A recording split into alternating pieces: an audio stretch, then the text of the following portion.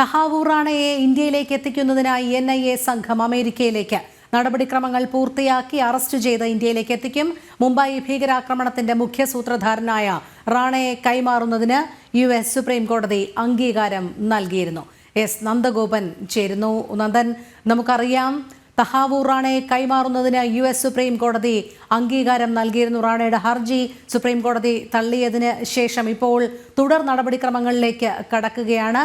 ഇന്ത്യയിലേക്ക് എത്തിക്കുന്നതിനായി NIA സംഘം അമേരിക്കയിലേക്ക് എന്നാണ് അറിയാൻ കഴിയുന്നത്. തുടർ വിവരങ്ങൾ.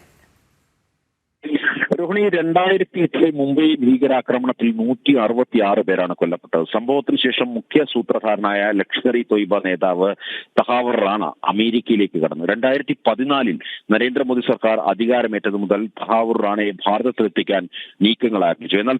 എന്നാൽ തന്നെ ഭാരതത്തിന് വിട്ടു നൽകരുതെന്ന് ആവശ്യപ്പെട്ട് അമേരിക്കയിലെ വിവിധ കോടതികളിലാണ് തഹാവൂർ റാണ ഹർജി ഫയൽ ചെയ്തത്. ഇക്കഴിഞ്ഞ 21-ന് അമേരിക്കൻ സുപ്രീം കോടതി ഈ ഹർജി നിരാകരിച്ചതോടെയാണ് റാണയെ ഭാരതത്തിലെത്തിക്കാൻ ഒരുക്കങ്ങൾ ആരംഭിച്ചത്. ലഭ്യമായ വിവരങ്ങൾ പ്രകാരം ഈ മാസം 30-ന് തന്നെ ദേശീയ അന്വേഷണ ഏജൻസിയുടെ ഉദ്യോഗസ്ഥർ അമേരിക്കയിലെത്തി റാണയെ കസ്റ്റഡിയിലെടുക്കും. IG, DIG റാങ്കിലുള്ള 2 ഉദ്യോഗസ്ഥർക്ക് പുറമെ 2 ജൂനിയർ ഉദ്യോഗസ്ഥരുമാകും അമേരിക്കയിലേക്ക് പുറപ്പെടുക. റാണയെ ഭാരതത്തിൽ എത്തിച്ചാൽ ഡൽഹിയിലെ തീഹാർ ജയിലിലേക്ക് മാറ്റാനാണ് ഇപ്പോൾ തീരുമാനമെടുത്തിരിക്കുന്നത്. ഇതിന് മുന്നോടിയായി തീഹാർ ജയിലിൽ സുരക്ഷാ പരിശോധനകൾ ആരംഭിച്ചു. മുഴുവൻ സമയവും CCTV പ്രവർത്തിക്കുന്ന അതീവ സുരക്ഷാ സെല്ലിലേക്കാകും റാണയെ പാർപ്പിക്കുക.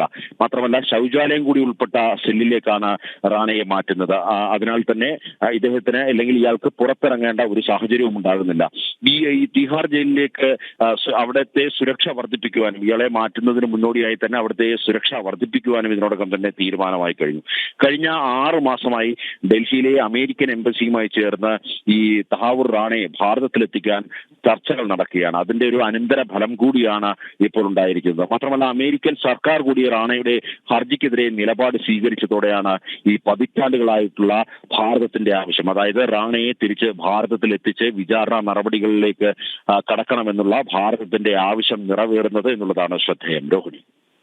ശരി നന്ദൻ. തഹാവൂർ റാണയെ ഇന്ത്യയിലേക്ക് എത്തിക്കുന്നതിനായി NIA സംഘം അമേരിക്കയിലേക്ക് നടപടിക്രമങ്ങൾ പൂർത്തിയാക്കി അറസ്റ്റ് ചെയ്ത് ഇന്ത്യയിലേക്ക് എത്തിക്കും.